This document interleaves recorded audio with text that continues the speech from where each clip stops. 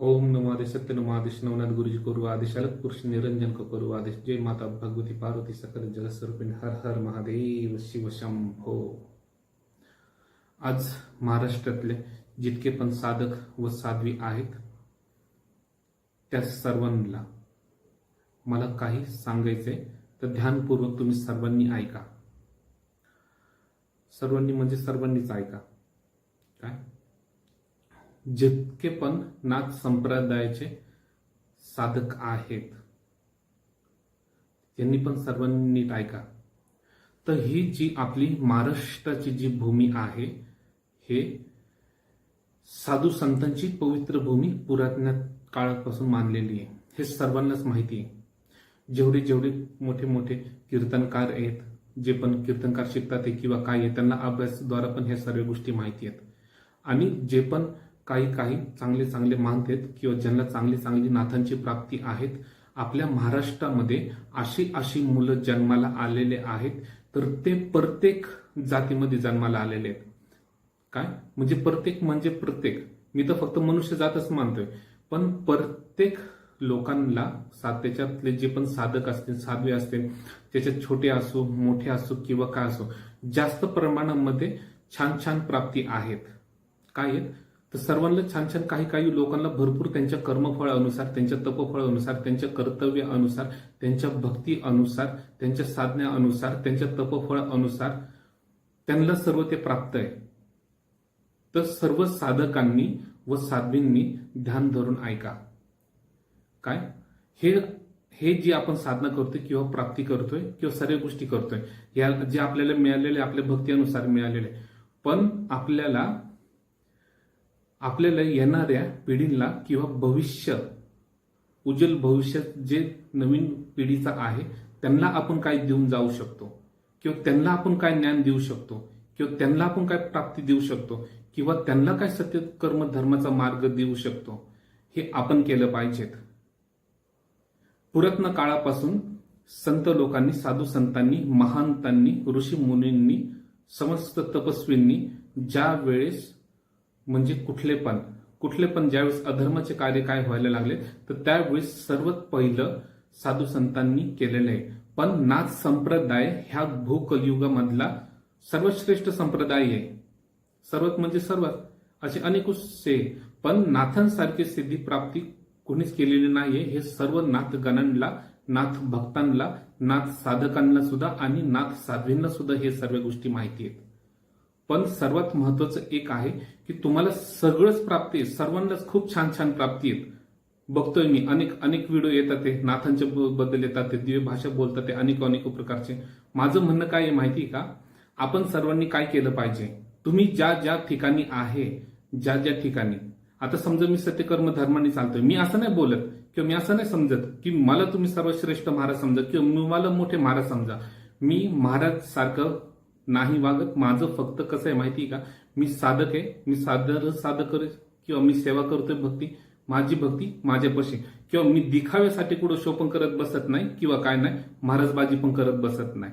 फक्त माझं सांगणार आहे की जेवढ्यांना नाथांच्या कृपेने प्राप्त झालेले आहेत, आपण तर नाथ नाहीयेत, नाथांसारखं आपल्यामध्ये सामर्थ्य नाही. ठीक आहे, आपल्याला जे काय आपल्या भक्तीने जे काय प्राप्त असेल किंवा काही असेल, सर्वात जी मोठी आशा लोकांना आहे नाथ संप्रदाय, नाथ संप्रदायाची सर्वात मोठी आशा आहे. नाथांसारखी प्राप्ती नाही हे सर्वांना माहिती आहे आणि सिरियलच्या माध्यमातून घरोघरी पोहोचलेलं आहे. पण आपण काय केलं पाहिजे माहिती का, तुम्ही ज्या ठिकाणी साधक आहात, नाथाचे साधक आहात, नाथ संप्रदायाचे तुम्ही साधक आहात, जिथं तुम्ही भक्ती केली, तुम्ही तिथं प्राप्ती केली, तुम्ही त्या ठिकाणी जनजागृतीचं तुमच्या त्या ठिकाणी तुम्ही कार्य चालू करा. जेणेकरून येणाऱ्या आपण या आले जन्मी काहीतरी आपण करतोय किंवा काय नाही, आपल्या हातून काहीतरी चांगलं घडावं. तुम्ही तुमच्या परिसरमध्ये करा. मी सध्या मी समजा चालतोय, मी सत्य कर्म धर्माच्या मार्गाने, समजा मी आत्ता चालतोय, ठीक आहे, समजा मी एक लाकूड कुणी पण मोडू शकतं, कुणी पण मोडू शकतं.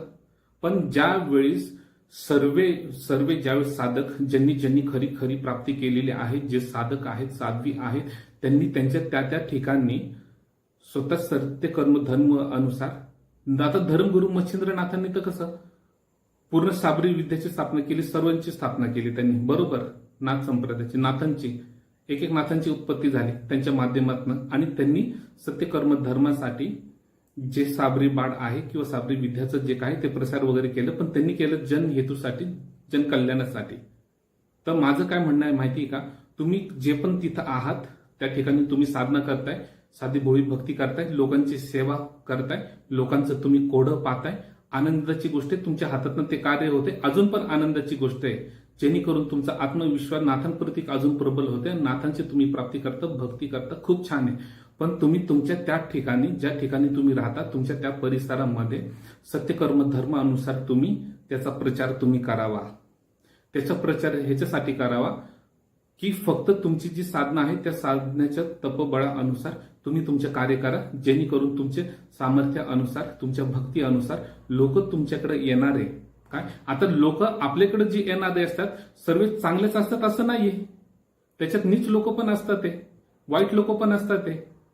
पण कुठल्या पण येणाऱ्या व्यक्तीचं कर्मफळ बघून, तपफळ बघून, पुण्यफळ बघून त्याचं कार्य तुम्ही नीट करा, जेणे अनुसार नाथांची कृपादृष्टी तुमच्यावरती राहील, नाथांचं सामर्थ्य पण तुमच्यावरती राहील. आणि तुम्ही समजा जे कार्य करताय किंवा काय करताय तुम्ही त्याचं मोल घ्या हक्काने. पण फक्त जे दीक्षा विधान जे आहे, दीक्षा विधान धर्मगुरू नाथ म्हणजे धर्मगुरू मच्छिंद्रनाथ त्यांच्याप्रमाणे ना विधान फक्त असं ठेवा की त्यांना जो दीक्षा विधान त्यांचं जे आहे आपण त्याचं मूल्य घेतलं नाही पाहिजे. का की आपण जर नाथांचा, नाथ संप्रदायाचा जर आपण जर वारसा जपला नाही, जर आपण जर ह्या गोष्टी जपले नाही, तर पुढे चालून भविष्यामध्ये काय, आताच नाथांच्या नावाने लोक वेगळे वेगळे निंदा करतात, ते बरेच काही गोष्टी करतात ते. पण आपण साधक असल्यामुळं, आपण भक्ती करत असल्यामुळं, ज्यांना साक्षात नाथांचं प्राप्ती आहेत त्यांना सर्वांना मला हात जोडून सांगायचे एक की आपणच ह्याची ना व्यवस्थापन केली पाहिजे, जेणेकरून काय होईल, जेवढे पण आपले नाथ संप्रदायाचे आहेत त्यांचं सामर्थ्य त्यांना कळेल, त्यांचं महत्व कळेल.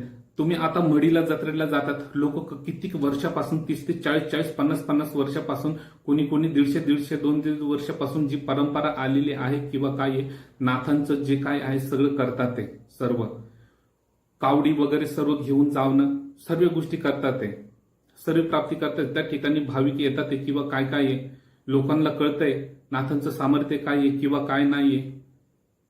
त्या अनुसार आपण भक्ती करतोय, तर नाथांमुळं आपली सुद्धा मान मर्यादा इज्जत असते. लोक आपल्याला गुरु समजतात, ज्ञानी समजतात. त्याच्यामुळं माझं म्हणणं असं आहे की ज्या पण शिष्यगण आपल्याकडे येत असतील तर तुम्हाला सर्वांना हात जोडून सांगणं एक विनंती आहे की अशा पद्धतीने तुम्ही सत्यकर्म धर्म अनुसार छान तुमच्या भक्तीने तुम्ही प्रगती करा. जे तुमचे गुरुजन आहेत, जे तुम्हाला गुरु ज्ञान देत आहेत, गुरु जे तुम्हाला विद्या देतात आणि चांगलं तुम्हाला शिकवतात, चांगली तुम्हाला प्राप्ती करून दिलेली आहे, तर त्यांच्या सानिध्यात राहून तुम्ही सुद्धा हे कार्य करा व्यवस्थित. आणि जर तुम्हाला काही नाही कळालं तर तुमचे जे गुरुजन आहेत त्यांच्याकडनं ते ज्ञान घ्या, ती पात्र